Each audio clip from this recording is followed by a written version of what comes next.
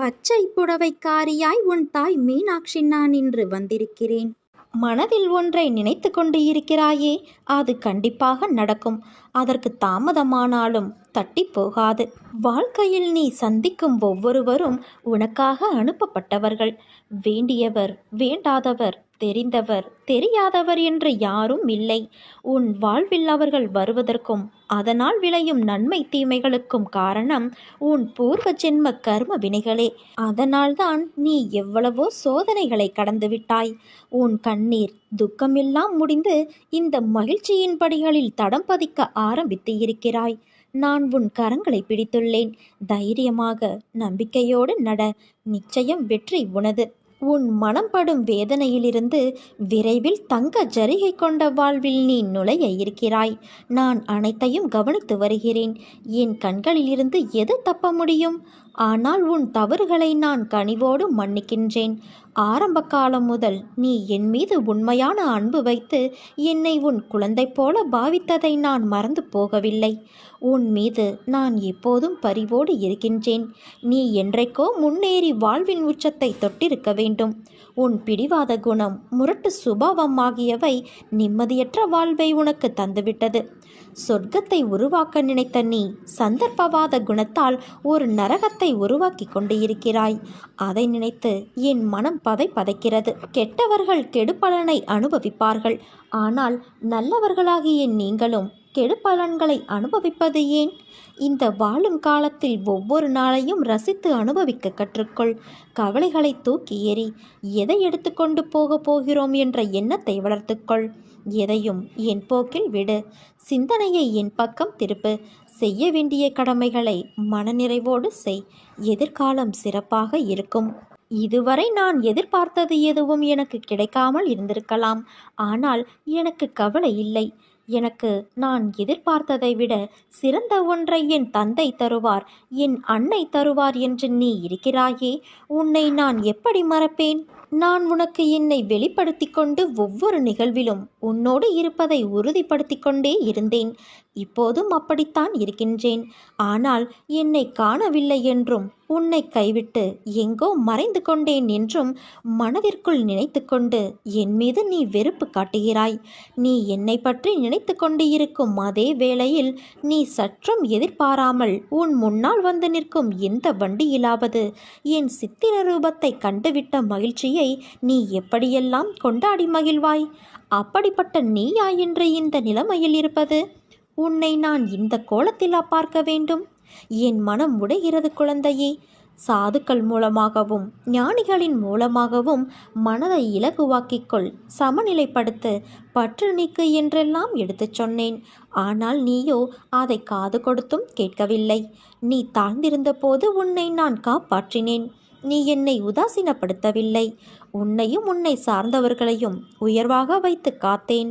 நான் இன்னொருவர் ரூபத்திலும் இருப்பேன் என்பதை உணர்த்து பிறரை உன் நாவினால் புண்படுத்தாமல் இருந்தாய். ஆனால் சமீப காலமாக நீ எப்போதும் சண்டை போடுகிறாய். கவலைப்படாதே, உன்னோடு நான் இருக்கின்றேன். உன்னை எந்த தீமையும் தீண்டவிடாமல் நான் பார்த்து கொள்வேன். என் குழந்தைகளை நான் ஒருபோதும் எந்த சூழலிலும் கைவிட மாட்டேன். வாழ்க்கையில் மனசாட்சிப்படி நடந்தாலும் மனக்கஷ்டமே மிஞ்சுகிறதே என கவலை கொள்ளாதே.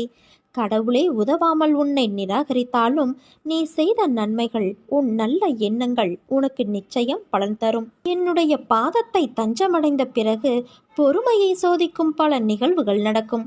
எல்லாமே கழுத்தை பிடித்து நெரிப்பது போல இருக்கும்.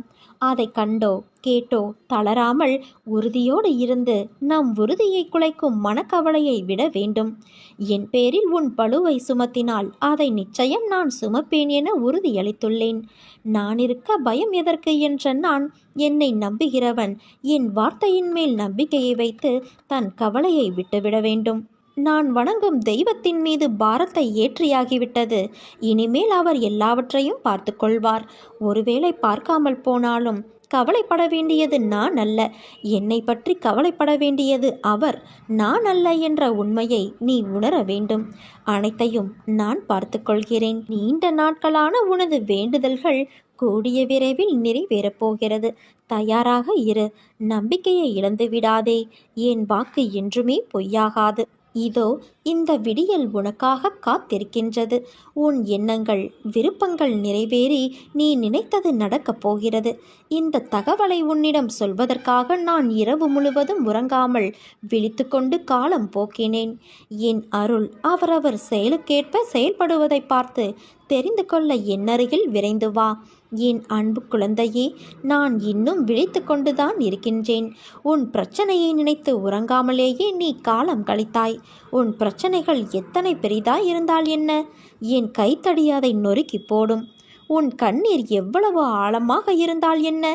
என் கரங்கள் அதை துடைத்து உன் முகத்தில் மகிழ்ச்சியை முகிழச் செய்யும். அதற்கு தேவை நம்பிக்கையும் பொறுமையும் மட்டுமே. இந்த இரண்டும் இருந்தால் உன்னால் ஜெயிக்க முடியாத காரியம் என்று ஒன்றுமே கிடையாது. நிலையற்ற ஒரு வருமானத்தில் நடத்தக்கூடிய வாழ்க்கையில் உனக்கு இருக்கும் மச்சத்தால் ஒரு நிலையான வருமானமோ அல்லது கூடுதலான வருமானமோ கிடைத்தால் உனக்கு உதவியாக இருக்கும் என்று நினைத்து நீ சில முயற்சிகளை எடுக்கிறாய். அது நிச்சயம் வெற்றியை தரும். நீ கேட்ட பணம் உன் கைகளில் வந்து சேரும். உன்னுடைய நேர்மறையான முயற்சிகள் நிச்சயம் வெற்றி தரும். நிறை செல்வம் பெற்று நீ வாழ நான் உன்னை ஆசிர்வதிக்கிறேன் குழந்தையே. மனம் தூய்மையாக இருந்தால் எதை கண்டும் பயப்பட தேவையிருக்காது. கவலைப்படுவதால் மனதின் ஆற்றலும் உயிரின் சக்தியும் வீணாகிறது. எதிலும் அளவறிந்து வாழ பழகினால் சிக்கலுக்கு இடம் இருக்காதுதானே? எதுவும் நிலையில்லாத இந்த பிரபஞ்சத்தில் உன் கவலைகளும் கூட நிரந்தரம் கிடையாது. காலத்தோடு கரைந்து போகும் கவலைகளை நினைத்து விலைமதிப்பற்ற நேரத்தை வீணாக்காதே. கோடிகள் கொட்டி கொடுத்தாலும் ஓடும் காலத்தை நிறுத்த முடியாது. காலம் யாருக்காகவும் காத்திருப்பது இல்லை. எவ்வளவு கவலைப்பட்டாலும் கடந்த காலத்தை மாற்ற முடியாது. நடந்து முடிந்ததை நினைக்காமல் நடக்கப் போவதை பார். ஓடிக்கொண்டு இருக்கும் உன் வாழ்வின் இன்று என்ற பொக்கிஷம் இப்போது உன் கைகளில் உள்ளது. அதை வாழ்ந்து தீர்த்துவிடு. உண்மையை பேசு. பிறருக்கு தீமை செய்யும் உண்மையை பேசாதே. பிறருக்கு எது நன்மையோ அதையே பேசு. பிறரை இனிமைப்படுத்த பொய் பேசாதே. இதுதான் தர்மம். நிச்சயமற்ற தன்மை ஒரு மிகப்பெரிய பரிசாக இருக்கலாம். அது நம்மை பிரம்மாண்டமான நம் குணத்தை செம்மைப்படுத்துகிறது. நம் நம்பிக்கையை பலப்படுத்துகிறது. அதை தழுவிக்கொள். நம்மையோ அல்லது நமது திறமைகளையோ குறைத்து மதிப்பிடாதே. பிழைகள் நாம் இருக்கும் இடத்திலிருந்து நாம் இருக்க விரும்பும் இடத்திற்கு அழைத்துச் செல்லும் படிக்கற்கள். வேதனையையும் துன்பத்தையும் வெல்லும் ஆற்றல் நம்மிடம் உள்ளது. உயிரோடு இருப்பதன் அர்த்தம் அதுதான். நம் வாழ்க்கையில் விஷயங்கள் சேராத போது கழிக்கத் தொடங்கு. உன் தற்போதைய வாழ்க்கையிலும் அதற்கு அப்பாலும் தெய்வீக பிரசன்னத்தால் ஆசிர்வதிக்கப்படு. நான் உன்னோடு இருக்கும் ஒவ்வொரு நொடியும் நீ நிம்மதியோடும் சந்தோஷத்தோடும் வாழ்வாய். அதற்கு நான் பொறுப்பு. உனக்கு எல்லா சூழ்நிலைகளிலும் நான் துணை நிற்பேன் குழந்தையே. இனி நடப்பதெல்லாம் நல்லதாகவே நடக்கும். யார் எதை வேண்டுமானாலும் பேசட்டும். உன் பாதையில் நீ உறுதியாக போ. உன் மீது நம்பிக்கை வை. உன் மீது வைக்கின்ற அசைக்க முடியாத நம்பிக்கையே நீ என் மீது வைக்கின்ற நம்பிக்கையாகும். என்னால் எதுவும் முடியும் என்று சொல். நிச்சயம் அது முடியும். காரணம் உன்னில் இருப்பது நீ அல்ல, நான். வாழ்க்கையை வெறுக்க உனக்கு 1000 காரணங்கள் இருந்தாலும் வாழ்வதற்கு ஒரே ஒரு காரணம் உன்னிடம் இருக்க வேண்டும். அது என்ன தெரியுமா? நாளை எல்லாம் சரியாகிவிடும் என்ற இறைவனிடம் உள்ள நம்பிக்கை மட்டும்தான். என் தங்கமே, வாழ்க்கையை ஒவ்வொரு நாளும் வெற்றி தோல்வியாக ஒப்பிட்டு பார்க்காதே. வாழ்க்கையை ஒவ்வொரு நாளும் முழுதாக வாழ பழகு. வெற்றி என்பது தானாக வந்து சேர்ந்து கொள்ளும். வாழ்வதற்காக பிறவி எடுத்து வந்துள்ளாய். முழு மனதோடு நாட்களை வாழ்ந்து கடமைகளை செய்து கொண்டு வா. கவலைகள் பிரச்சனைகள் வரும் என்பதற்காக வாழ்க்கையை வாழாமல் தவிர்க்க முடியாது பிள்ளையே. உன் மனம் எதையாவது ஒப்பிட்டு பார்த்து உனக்கு வேற்றுமையை காட்டும். ஆனால் உன் வாழ்வில் நான் இருக்கும்போது எந்த துன்பமும் வராது. நேர்மறை எண்ணங்களை ஒருபோதும் கைவிடாதே. நல்லதே நடக்கும். உன்னை விட்டு வைப்பேனா என்கிறது வாழ்க்கை. நான் விடமாட்டேன் என்று நீ எதிர்நீச்சல் போட்டாலும் நடப்பதுதான் நடக்கிறது என்று கவலை கொள்கிறாய்.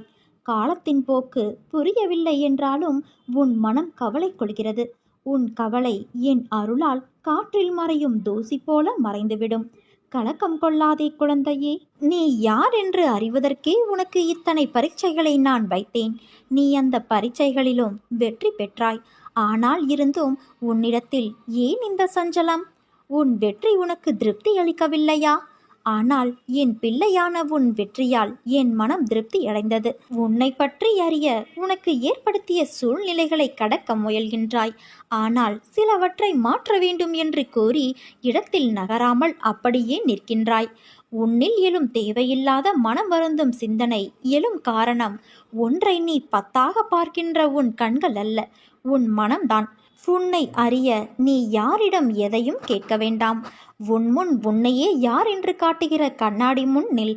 உன் உருவம் நேர்மறை என்று நினைத்து உன் கண்களால் உன்னை கண்ணாடியில் காணும்போது எதிர்மறை, அதாவது உன் வலது கைகள் இடது கையாய் உனக்கு தோன்றும். நீ அதில் உன்னை மாறி காண்பிக்கிறது என்று கூறுகின்றாய். ஆனால் அதுதான் உன்னை உண்மையாக வெளிக்காட்டுகிறது. உன் கைகள் திசை மாறி காண்பிக்கலாம், ஆனால் உன் ஆன்மாவை காட்டும் உண்மையான ஒரு பொருள் கண்ணாடிதான். அதில் நீ உன்னை நினைக்கின்ற எண்ணம் உயர்த்தி பேசி அந்த கண்ணாடி முன் நின்று பார். உன் உயரங்கள் எவ்வளவு குள்ளமாக இருக்கிறது என்பதை நீ அறிவாய்.